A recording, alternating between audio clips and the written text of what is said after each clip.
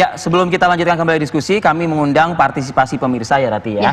Anda bisa menghubungi secara interaktif dan bergabung untuk memberikan pendapat Anda. Bagi Anda yang punya anak dan saat ini sudah berbulan-bulan mendidik anak di rumah, kira-kira kalau dipermanenkan gimana nih? Ya, gitu, bisa langsung menghubungi nomor yang ada di layar TV Anda ya. Oke. Kita langsung ke Mas Salim. Mas, kalau evaluasi deh sedikit selama PJJ 3 bulan ini, bagaimana? Teknis gimana?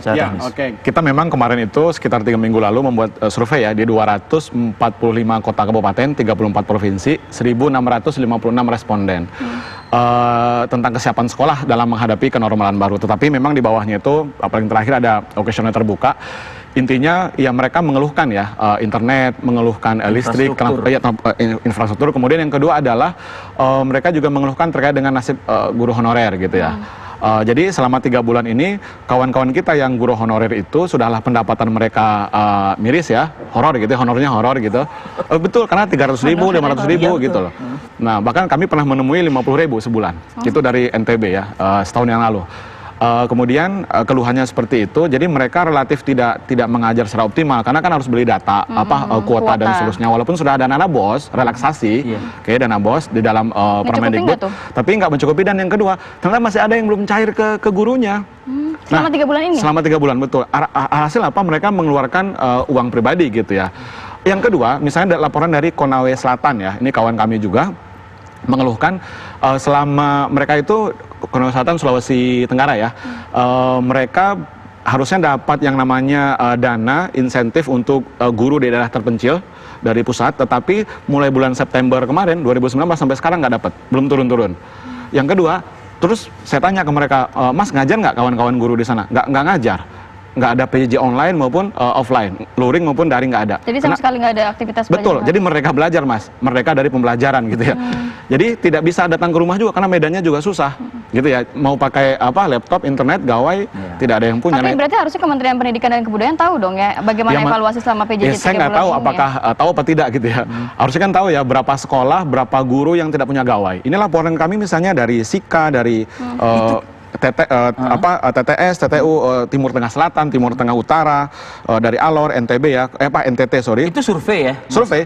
Mereka juga artinya itu survei terkaitkan juga dengan semasa pandemi COVID ini kan? Betul, betul. Nah, tapi mereka kok kayak agak kurang terangkat dalam dalam pidato Pak Jokowi 18 Juni yang viral itu ya gitu. Maksudnya dalam artian sisi pendidikan seharusnya juga menjadi hal yang ditekankan dengan emosi juga lah Presiden kan seharusnya begitu. Iya mestinya kalau memang berpihak kepada pendidikan kan.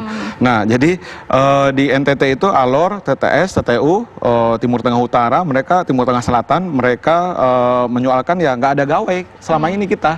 Kemudian dari tadi Halmahera Selatan juga, dari Tebo, dari Sumba Timur, Jayawijaya, Nabire, ini beberapa Aceh juga, Blitar, Sika, Manggarai Barat, banyak banget urusannya masalahnya itu diantaranya laptop tidak punya gawai dan seterusnya. Artinya adalah ini yang mesti diperhatikan oleh Mas Menteri. Ini salah satu visual atau ilustrasi guru tadi itu di tayangan kami tadi itu guru yang menjemput bola ya datang ke rumah, berkunjung ke rumah-rumah yang memang tidak dilalui oleh jaringan infrastruktur internet dan lain sebagainya.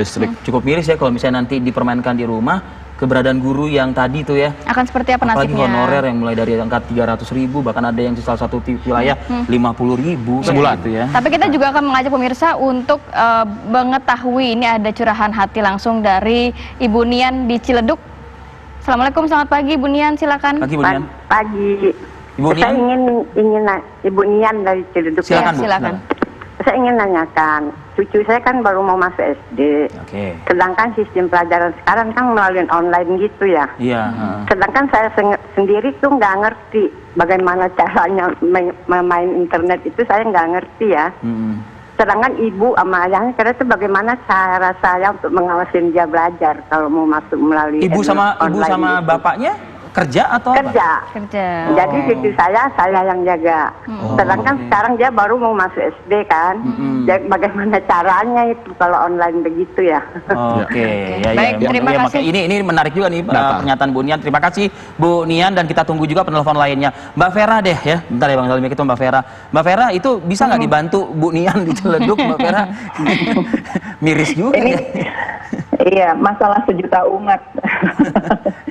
ketika orang tuanya harus bekerja, udah nggak WFH lagi, anak-anaknya masih di sekolah. Nah ini memang tantangan nih jadinya nih untuk sebulan terakhir ini, gitu. Bagaimana jadinya supaya anak bisa tetap ikut online learning dengan pengawasan atau bantuan minimal dari orang tua, gitu. Tapi di sisi lain, saya berapa kali ingatkan ke orang tua bahwa kalau kita mau mengeluh terus banyak sekali yang dikeluhkan tentu gitu ya. Yeah. Tapi momen saat ini tuh bisa dipandang juga sebagai kesempatan buat kita orang tua untuk mengajarkan anak tentang kemandirian belajar gitu ya. Jadi bagaimana anak bisa menyiapkan alat-alat yang dia butuhkan untuk belajar online untuk anak-anak yang punya tentunya ya. Kalau untuk anak yang tidak punya gadget saya nggak bisa komen terlalu banyak nih dalam hal ini gitu ya. Nah, jadi anak diajarkan untuk lebih mandiri menyiapkan proses belajarnya. Nah, sehingga siapapun yang di rumah, entah itu neneknya, entah itu mbak ya, atau yang bukan orang tua yang mohon maaf ya Mbak Vera, kan bisa jadi kan gaptek juga ya, mohon maaf gitu loh. Nah, itu iya Mbak.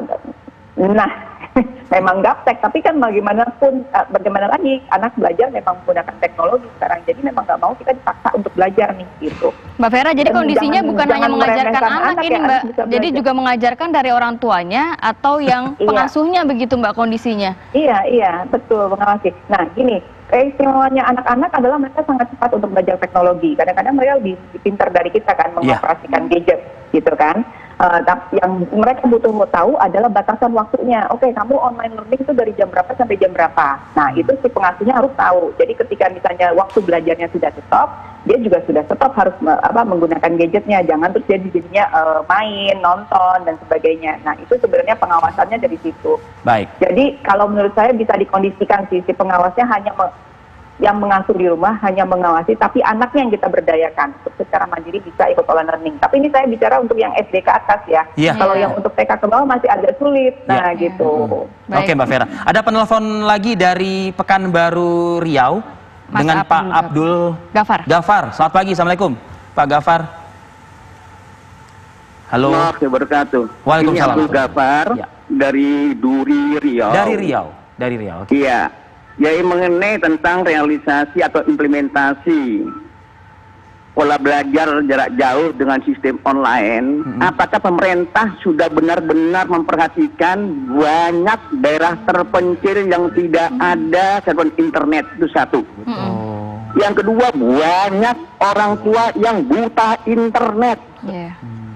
Yang ketiga, banyak orang tua atau masyarakat yang belum mampu membeli perangkat untuk online. Apakah pendidikan itu hanya untuk orang kota atau orang kaya? Terima kasih. Baik, terima kasih banyak.